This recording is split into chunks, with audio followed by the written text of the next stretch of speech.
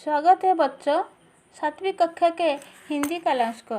आज हम पढ़ेंगे भूल गया है क्यों इंसान, जिसका कवि है हरिवंश राय बच्चन, जो फिल्म स्टार अमिताभ बच्चन के पिताजी हैं।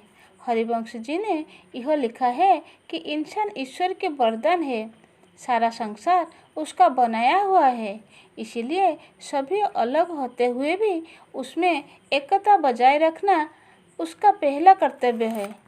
तो बच्चों, आइए उस कविता को हम पढ़ेंगे और समझेंगे।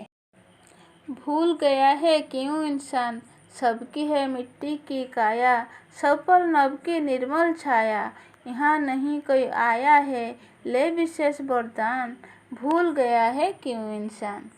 इसमें कवि यह बता रही है कि ये इंसान क्यों भूल गया है कि हम सबका काया अर्थात शरीर मिट्टी में बना हुआ है, सभी के ऊपर आसमान की निर्मल यानी स्वच्छ छाया है, हम सब समान रूप से नभ की छाया पाते हैं।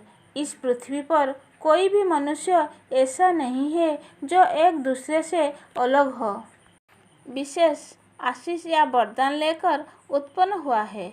सभी को ईश्वर ने एक जैसा बनाया है, फिर भी इंसान यह क्यों भूल गया है कि हम सब एक ही है।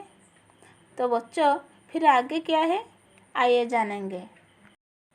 धरती ने मानव उपजाए, मानव ने ही देश बनाए, बहु देश में बसी हुई है एक धरा संतान, भूल गया है क्यों इंसान। कवि यहाँ समझा रही है कि धरती ने मानव उपजाया, यानी धरती जो अन्न उपजा कर हमें दिया है उसे खाकर हम बड़े हुए हैं, एक जैसे समान रूप से बढ़े हैं। पृथ्वी के जो अलग अलग भाग है, अलग अलग देश बना हुआ है, उसे मानव ने ही बनाया, मानव ने ही बांटा। बहु देश में बसी हुई है एक धरा संतान, अर्थात बहुदेश का अर्थ है अनेक देश, यानी भारतवासी या जापानवासी या ऑस्ट्रेलियावासी आदि अलग अलग देश में रहती है।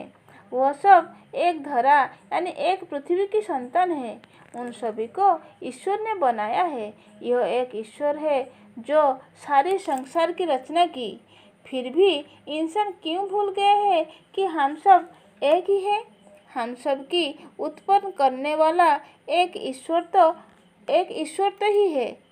तो फिर आगे क्या है, आइए जानते हैं। देश अलग है देश अलग हो, बेश अलग है बेश अलग हो, मानव का मानव से लेकिन अलग न अंतर प्राण, भूल गया है क्यों इंसान।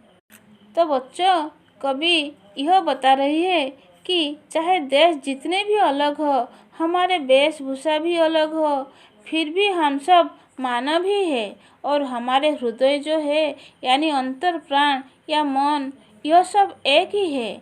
सब कुछ अलग होते हुए भी हम एक ईश्वर की संतान है, हमारे रचयिता एक ही है। यह बात हमें नहीं भूलना चाहिए, क्योंकि यह संसार एक है और यह संसार की रहने वाला हम मानव एक ईश्वर की संतान है।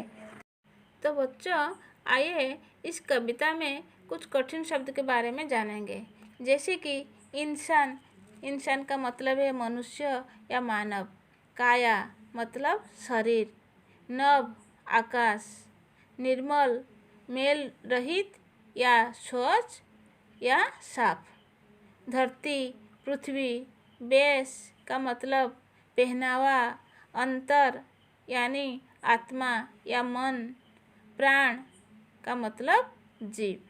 तो बच्चों, आज के लिए इतना, और अगले कालंश में